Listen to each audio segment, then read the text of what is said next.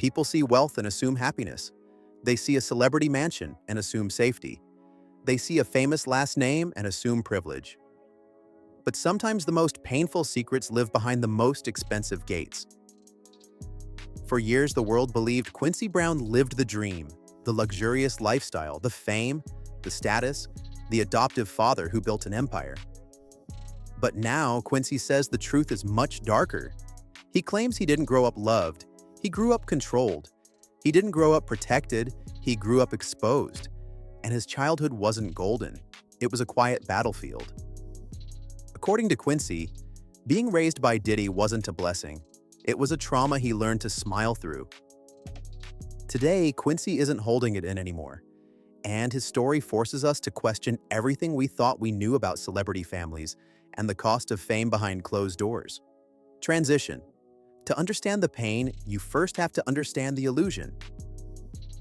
People think growing up in a mansion means happiness, but Quincy Brown says the truth behind Diddy's gates wasn't luxury, it was emotional survival.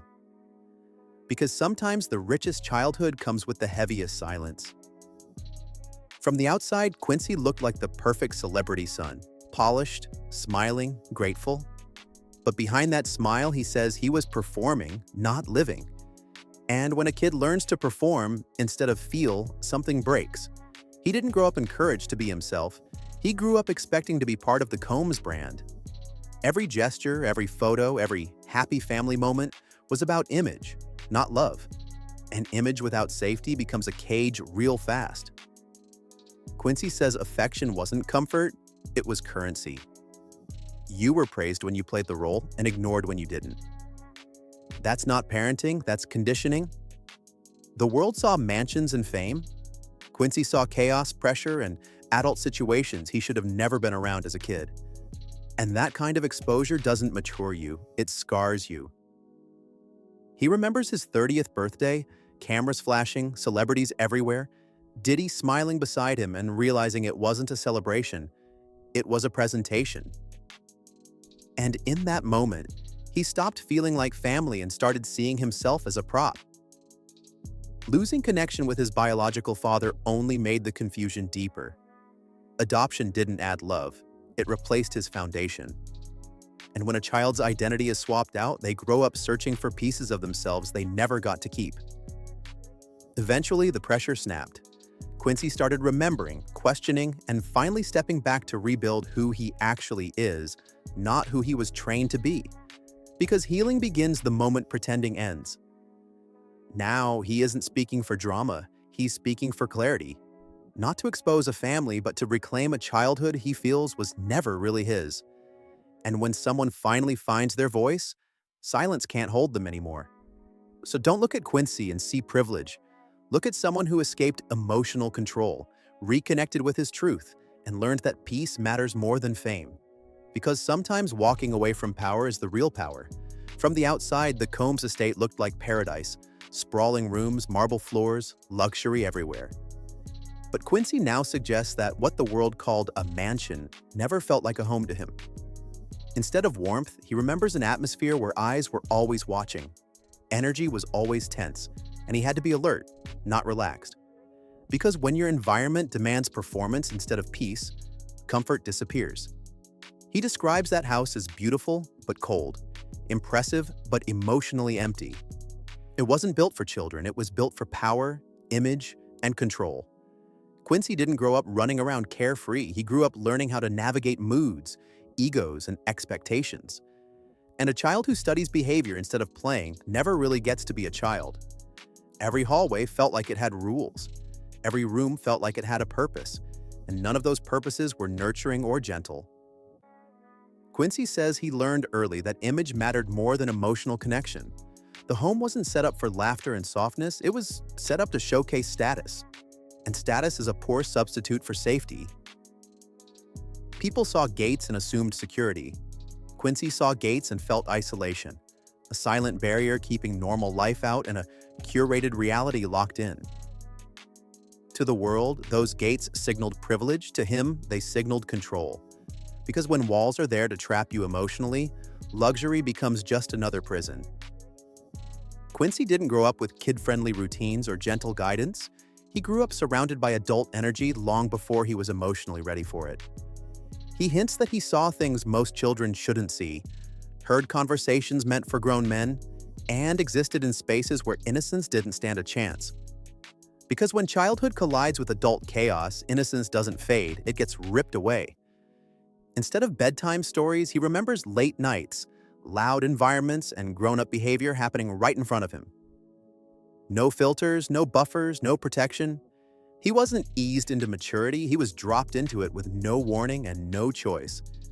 And when a kid learns life by watching adults act without boundaries, confusion becomes their first language.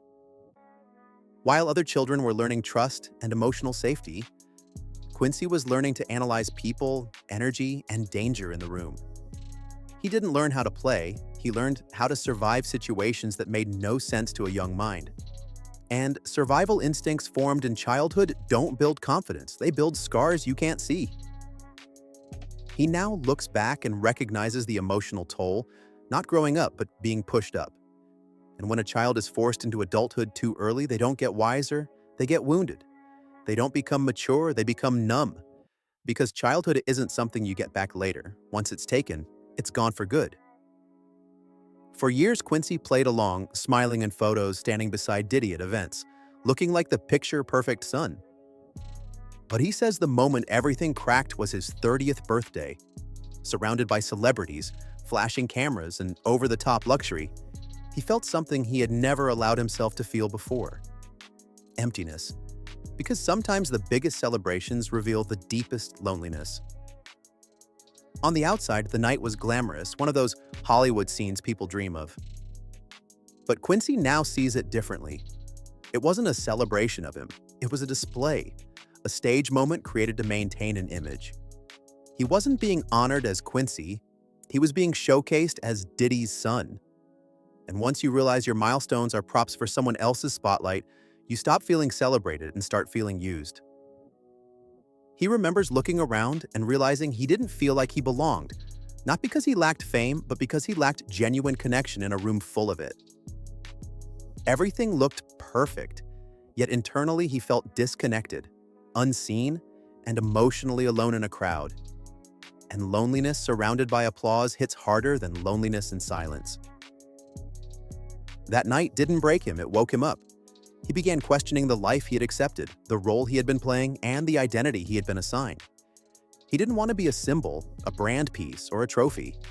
He wanted to exist as himself, not as a reflection of someone else's power.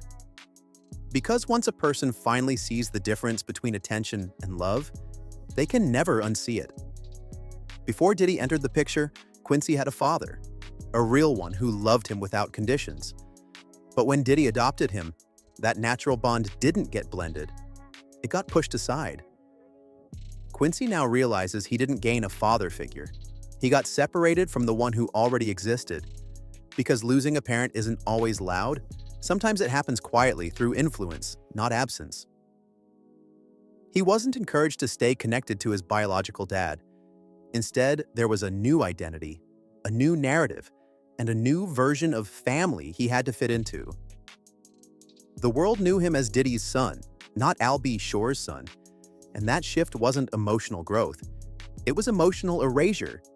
And when your story gets rewritten before you're old enough to protect it, you lose chapters you never even got to read. Quincy now sees that adopting him didn't just provide a home, it provided control. It created distance from the man who loved him naturally and tied him to a man who loved him based on role, image, and presentation.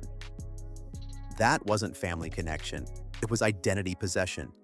Because love adds to a child's life, it doesn't replace what was already whole. He spent years believing this was normal, believing this was just what blended families looked like. But looking back, he sees the emotional cost. He didn't just grow up missing a father, he grew up realizing later that the separation was intentional. Transition. And the pain hits hardest not when you lose someone, but when you realize someone worked to replace them.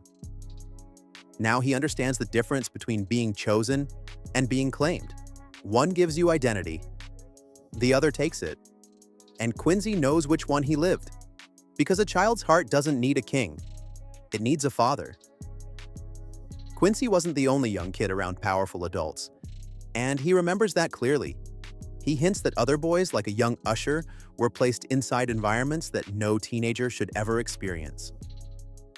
These weren't mentorship settings, they were adult worlds disguised as opportunity. Because a child surrounded by power learns to fear it, not trust it.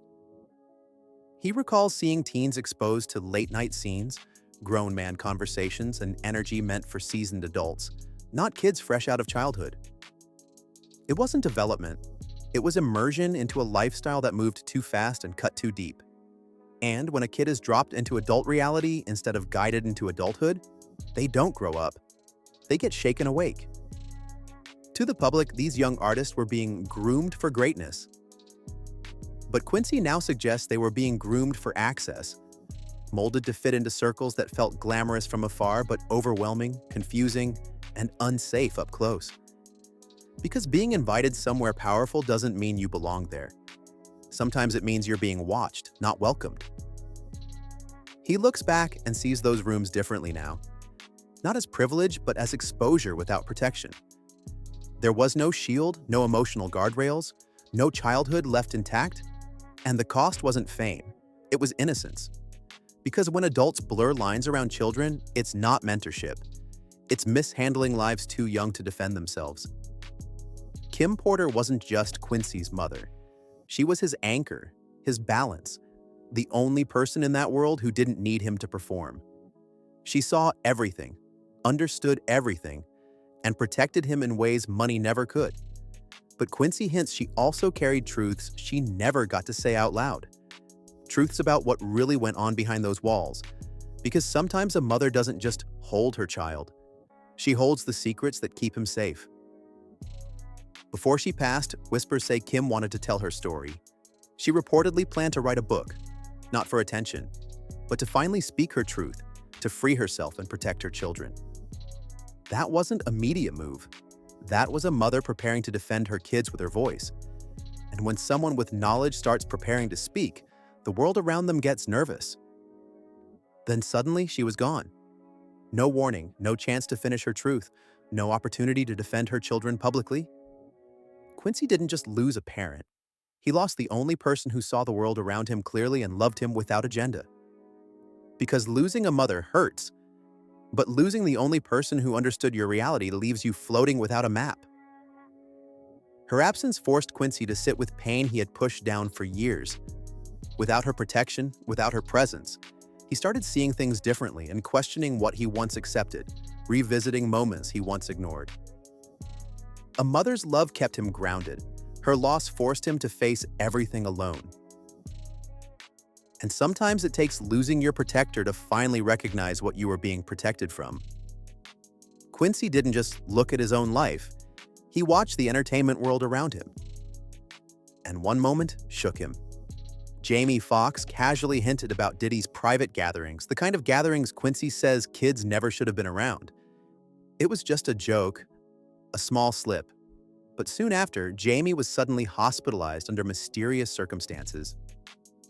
Because sometimes it's not what a person says that scares you. It's what happens after they say it. People whispered, questioned, speculated, and Quincy paid attention. He saw how fast things shifted, how quickly someone could go from speaking to silenced. In Hollywood, timing matters, patterns matter, and Quincy says that moment made him realize that truth in that world doesn't just get ignored, it gets punished. And when you watch powerful people fall suddenly quiet, you learn that silence often isn't voluntary, it's survival. He didn't need confirmation, he felt the message. Power protects itself. Secrets stay buried for a reason. And the wrong person telling the right truth can trigger consequences faster than anyone expects. Quincy says it wasn't Jamie's condition that shook him. It was the reaction around it, the tension, the fear, the careful silence that followed. Because when whispers echo louder than headlines, something deeper is happening underneath. In that moment, Quincy realized speaking up in his world wasn't dramatic. It was dangerous. And instead of running from that realization, It made him more determined to reclaim his voice, slowly and carefully, on his terms. Because when you finally see the cost of silence, you stop fearing the truth and start preparing to tell it. When Quincy finally stepped back from that world, it didn't happen with noise or drama. It happened quietly. No public announcement, no explosive fallout, just distance. He stopped showing up to maintain an image and started showing up for himself instead. Because the strongest exits aren't loud, they're peaceful and final. He reconnected with his biological father, not for publicity, but for healing. For years, he lived with a version of love that came with expectations and strings. Now, he chose connection that came with honesty and no conditions. He didn't need a stage. He needed family without cameras. And when you finally return to where love started, you realize how far you drifted to survive. He began carving out his own identity, not the one handed to him, not the one the public assumed he had, but the one he deserved to build. There was no brand attached, no power figure influencing him, no spotlight shaping his decisions. Just Quincy being Quincy. Because finding yourself isn't about discovering something new. It's about reclaiming what was buried. He knows the world still associates him with a name he didn't choose, a legacy that didn't nurture him, and a life that didn't feel like his. But he's not running from that. He's rising from it. He didn't escape fame. He escaped control. And when a man chooses his peace over someone else's power, that is the moment he truly becomes free. Now that Quincy stands on his own, he isn't speaking to tear anything down. He's speaking to rebuild what was taken from him. He isn't chasing drama or headlines. He's choosing peace, clarity, and truth after years of playing a role that wasn't written for his heart, only for his image. Because healing isn't loud revenge. It's quiet reclamation. He wants people to understand that fame doesn't guarantee love, and wealth doesn't guarantee safety. Quincy lived the life so many people dream of, only to realize it was an emotional cage disguised as a fantasy. And when he finally recognized that, he walked out. Not to start a war, but to finally start living. And sometimes the bravest thing you can do isn't leave loudly, it's let go silently and never look back. Today, he protects his peace. He protects his identity. He protects that younger version of himself who never got to feel like a child. He believes in truth, in boundaries, in choosing yourself even when the world tells you you're ungrateful for stepping away. Because he knows firsthand, a public blessing can still be a private wound. And once a person learns the difference between attention and love, they never confuse them again. Quincy didn't run away from power, he outgrew it. He didn't expose a man, he revealed himself. And he didn't break under the weight of expectation. He broke free from it. For the first time, he is living as Quincy Brown, not as someone's reflection. And that is the truest success he could ever claim. Because the real story isn't losing a father figure, it's finding himself. So now, when the world looks at Quincy Brown, it shouldn't see a celebrity kid or a product of fame. It should see someone who survived a lifestyle most people romanticize and walked away with his sanity, his identity, and his truth intact. Because sometimes strength isn't proven by what you endured, but by what you refuse to stay silent about. He isn't bitter.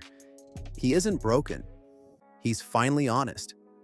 And honesty in a world built on image is rebellion. Quincy didn't expose an empire. He reclaimed a life. He didn't burn bridges. He built boundaries. And he didn't crumble under pressure.